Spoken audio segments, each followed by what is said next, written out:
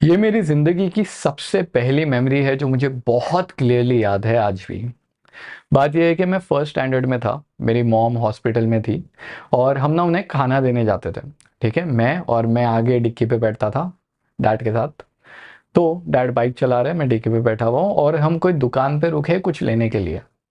अब वहाँ पे एक छोटी सी उस वक्त सेंट्रो हुआ करती थी, तो एक छोटा सा खिलौना था और येलो कलर की कार थी। मुझे बहुत क्लियरली याद है और मेरा ऐसा था कि बस अभी चाहिए। तो मैं डैड को बोला कि अभी मेरे को ये दिलाओ। तो उन्होंने बोले कि नहीं अभी नहीं, बाद में देखेंगे। तो फिर मैं ज़िद पे अड़ गया कि नहीं मेरे को ये चाहिए।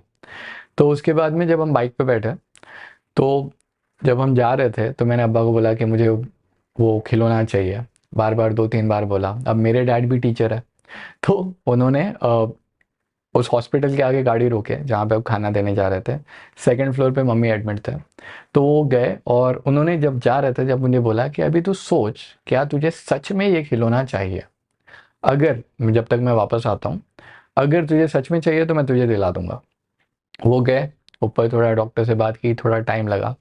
जब वो वापस आए उन्होंने मुझसे पूछा क्या तुझे ये खिलौना चाहिए, और मुझे अच्छे से याद है मैं बैठ के इमेजिन कर रहा था कि शायद खिलौना मेरे हाथ में है। ठीक है, फर्स्ट स्टैंडर्ड का बच्चा डिक्की पे बैठा हुआ है। ठीक है, और मैंने डैड को बोला कि नहीं इतना ज़रूरी नहीं है, चलेगा। उन्होंने बोले पक्का? नहीं तो चल तेरे को दिला देता हूँ मैं। तो मैंने बोला नहीं नहीं, चलेगा। अब उस वक्त मैंने क्या सोचा था या उस बच्चे के दिमाग में क्या आया था वो तो मुझे याद नहीं।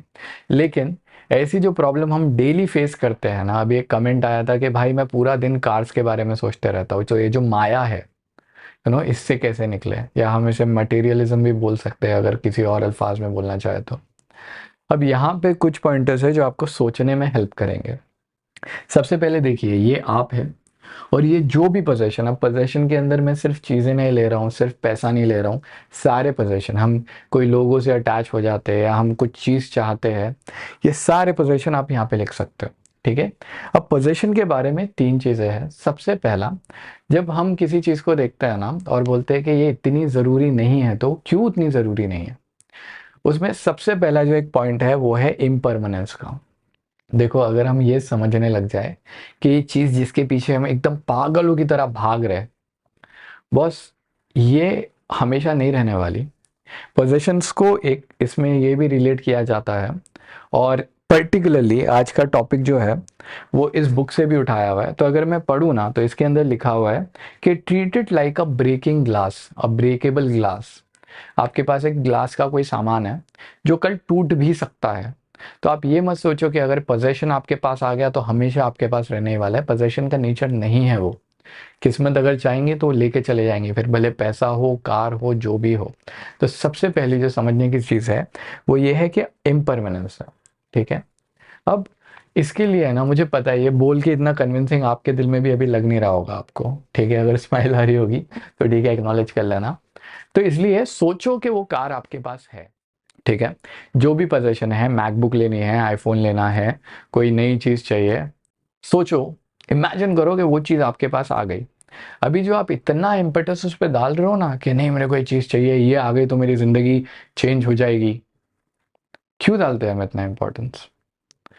यहाँ पे तीन पॉइंट है और फिर वापस इसके ऊपर आएंगे।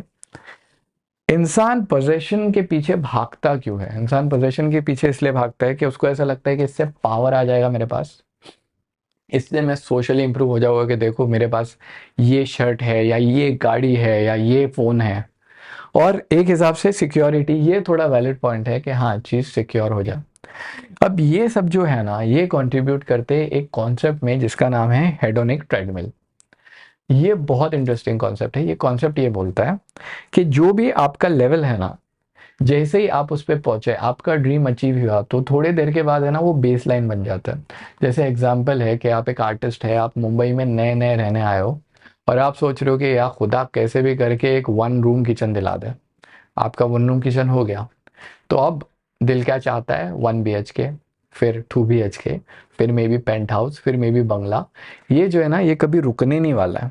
ठीक है, तो यहाँ पे, और इसलिए कई बार ये है ना कि अगर इंसान एक है तो उसके रूम्स चार क्यों है? अगर एक बंदा है तो उसको 10 गाड़ियां लेने की क्या ज़रूरत है? वो इसलिए क्योंकि वो फुलफिल महसूस नहीं करता। इसलिए नहीं करता क्योंकि वो इन चीज़ों के पीछे भाग रहा है। सिक्योरिटी पोजीशन से नहीं आने वाली। ठीक है। सोशली आप कितनी भी चीज़ें ले लो, जब आप अगला वो अपग्रेड आएगा, फॉर एग्जांपल अभी M4 आया है मैकबुक का, तो वो खत्म हो जाएगा। फिर आपसे कोई पूछेगा अरे इसका चिपसेट क्या है, आप बोलोगे M1 है, तो बोलेगा अच्छा ठीक है पुराना है। पावर भी वैसी है, पावर भी हाथ से चली जाती है, क्योंकि हम यहाँ पे गलत चीज़ के पीछे भाग रहे हैं। हमें भागना है यूटिलिटी के पीछे। अगर मैं एक इंसान हूँ जिसके लिए एक कार काफ़ी है, या मेरी फैमिली के लिए एक कार काफ़ी है, और उस कार में सब कुछ ठीक से चल रहा है, तो मुझे फॉर्च्यूनर या मर्सिडीज के पीछे भागने की ज़रूरत नहीं है। हाँ, जब ज़रूरत पड़ेगी, जब वक्त आएगा तो खरीद लेंगे। लेकिन जो हम सोचते रहते हैं ना, ये हो जाए, ये हो जाए, ये हो जाए, वो हम यहाँ पे है कि जब मैं मर्सिडीज मेरे दोस्तों के सामने रोकूंगा तो कैसा लगेगा, वो यहाँ पे है। ठीक है। लेकिन जब हम यूटिलिटी के हिसाब से सोचें तो पूरा पासा पलट जाता है। अब अगर आप यूटिलिटी के हिसाब से भी सोच रहे हो तो यहाँ पे आओ, वो भी परमानेंट नहीं है। ठीक है। मुझे अच्छे से याद है, जब मैं एक बाइक लेने के बारे में सोच रहा था आज से 10 साल पहले, मेरे पास होंडा यूनिकॉर्न है। तो जब हम लेने गए ना, तो वहाँ पे CBR थी। अब CBR के अंदर वो टाइम पे CBR का जो क्रेज मतलब एक था, और उसका जो फेयरिंग था, मेन फेयरिंग ही चेंज होता है। तो मैं अब्बा को बोला, मतलब मुझे ना, मैं सोच रहा हूँ CBR ले लेता हूँ। तो बोले तू CBR लेने में कुछ नहीं है, ले लेंगे, मेंटेनेंस के बारे में सोच। तो आप इमेजिन करो कि ये चीज़ आपके पास है। जब हम चीज़ लेने के बारे में सोचते हैं ना, तो 1000 प्लान बनाते हैं। जब चीज़ अपने पास आ जाती है तो उसमें से एक दो प्लान ही सक्सेसफुल होते हैं। तो अगर आप रियलिटी में सोचोगे ना, तो जितनी आपकी तलब है इस चीज़ के पीछे, वो कम हो जाएगी। दूसरा, ये चीज़ हमेशा नहीं रहने वाली है, टाइम बाउंड है। ठीक है। या तो उसका शौक खत्म हो जाएगा, या तो वो चीज़ खत्म हो जाएगी, या तो आप खत्म हो जाओगे। उस पॉइंट पे आएंगे बाद में। तो जितना क्रेव कर रहे हो, नहीं है, वो रियल है ही नहीं, वो इमेजिन्ड है, पहली चीज़। दूसरा, यहाँ पे आता है मोमेंट इन लाइफ। ठीक है। जो भी आपको वक्त मिलता है उसे खुल के जी लो, उसके साथ एक्सपेक्टेशन मत लगाओ। ठीक है। कि अगर ये चीज़ आ गई मेरे पास तो ही मैं ये कर पाऊंगा। आपको रेस करना है, आप दूसरी बाइक्स पे भी कर सकते हो। तो जो मेन इंपॉर्टेंट चीज़ है ना, वो रेस करना है, वो हायाबुसा खरीदना नहीं है। अगर आप रेस कर रहे हो, अगर आप इंजॉय कर रहे हो, अगर आपको जो भी काम करना है वो फुलफिल कर रहे हो, और आज खुश हो, आगे उसमें एक्सपेक्टेशन नहीं रख रहे हो, that is more than enough. ठीक है। तो ये सेकंड पॉइंट है, आज में जीना है आपको। तीसरा, पॉसिबिलिटी ऑफ लॉस। अब जैसे मैंने बोला कि ब्रेकिंग ग्लास है, तो यहाँ पे उसकी लॉस की पॉसिबिलिटी है। तो समझ लीजिए ऐसा कि वो कार जो भी आप चाहते हो आप लेके आ गए घर पे, और दूसरे दिन अगर उसमें आग लग गई, तो जैसा अभी ओला की बाइक्स में लग रही थी, क्या करोगे? अब यहाँ पे हमने जोश में आके खरीदा, लॉस हुआ, और फिर हम उसको बोलते चलो कोई नहीं यार ठीक है। तो फिर जो आपने पैसा इन्वेस्ट किया था, अगर ये चीज़ आप खुद को पहले बोलते तो काम थोड़ा ज़्यादा आसान नहीं हो जाता। अब यहाँ पे मुझे मालूम है ये इतना कन्विंसिंग नहीं है, क्योंकि जो टॉपिक है वो ये है कि भाई दिन भर मैं इस चीज़ के बारे में सोचते रहता हूँ, पैसे के बारे में सोचते रहता हूँ, कार के बारे में सोचते रहता हूँ, पोजेशंस के बारे में सोचते रहता हूँ। ये भी तो हो सकता है ना कि वो आपका पैशन हो। तो ये तो हुआ पोजेशंस के बारे में, जो उनकी प्रॉपर्टीज है। अब पैशन पे आते हैं। ठीक है। अभी यहाँ पे ये आप हो, सबसे पहले आपकी मॉर्टेलिटी पे बात करेंगे कि आप हमेशा नहीं रहने वाले। तो जो चीज़ है जिसको आप इतनी जोश से खरीदना चाहते हो, ज़रूरी नहीं है कि वो हो जाए और आप रहो। ठीक है। तो हमने फ्यूचर नहीं देखा, हमें ऐसा लगता है कि जितनी हमारी ज़िंदगी बाकी है उसमें अगर ये चीज़ आ जाए तो उसके साथ में सब चलेगा। कंपलसरी नहीं है बॉस।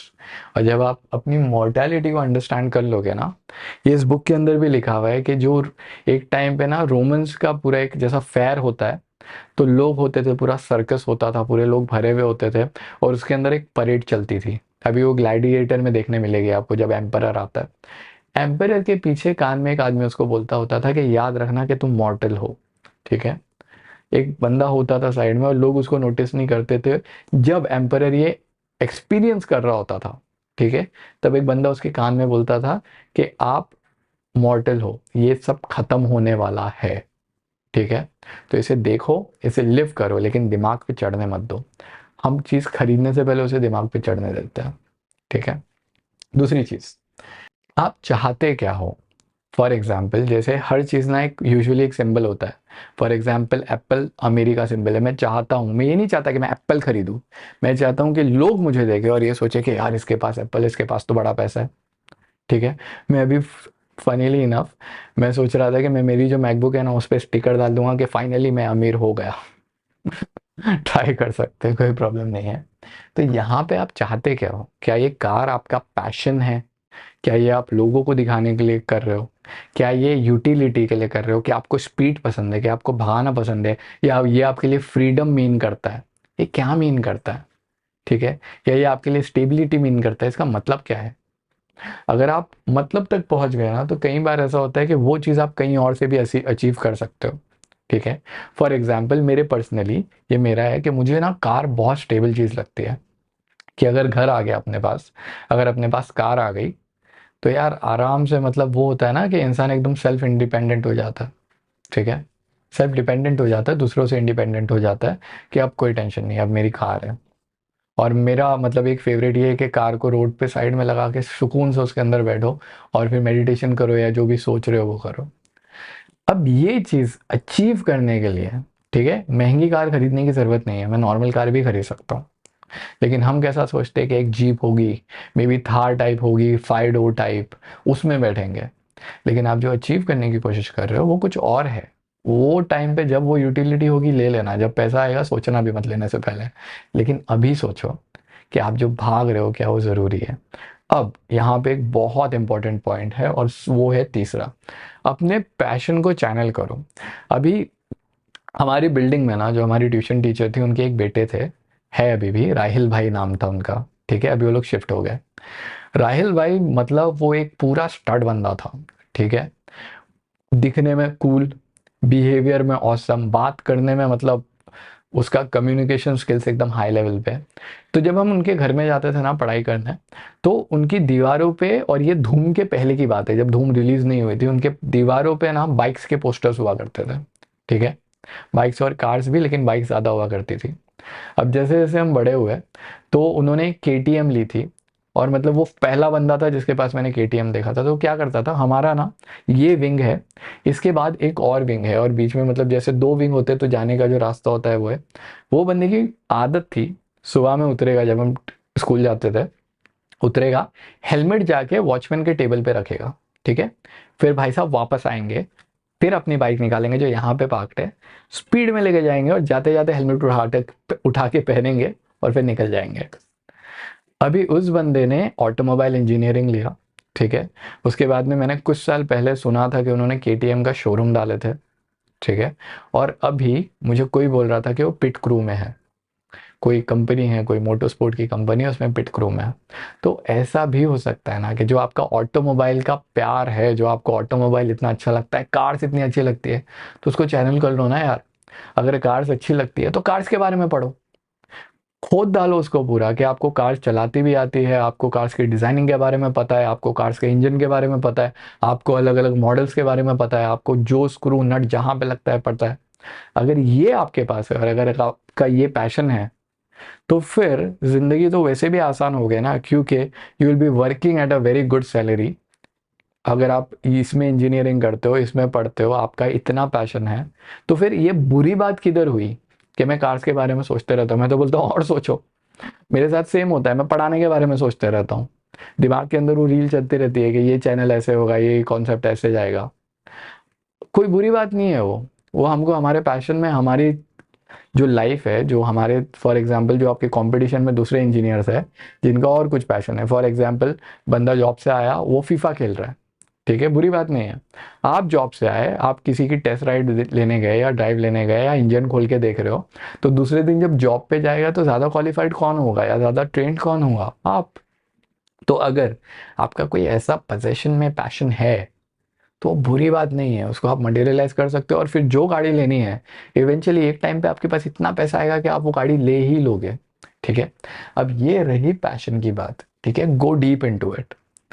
लेकिन मटेरियलिज्म पे जब हम पर्टिकुलरली बात कर रहे हैं ना, तो आप ये करके देखिए।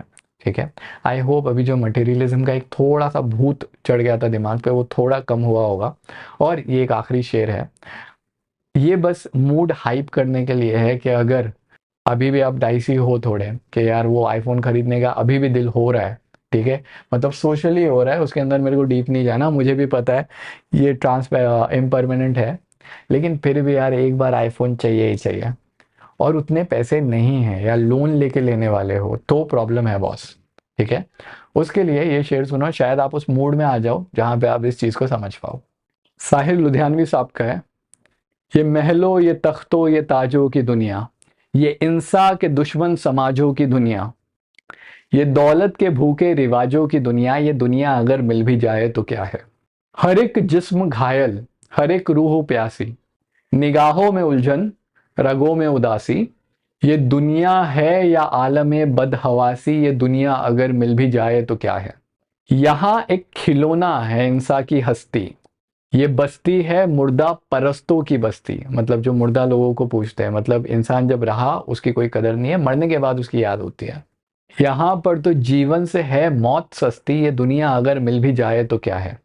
ये दुनिया जहां आदमी कुछ नहीं है, वफा कुछ नहीं, दोस्ती कुछ नहीं है, जहां प्यार की कदर ही कुछ नहीं है, ये दुनिया अगर मिल भी जाए तो क्या है। जला दो इसे, फूक डालो ये दुनिया, मेरे सामने से हटा लो ये दुनिया, तुम्हारी है तुम ही संभालो ये दुनिया अगर मिल भी जाए तो क्या है।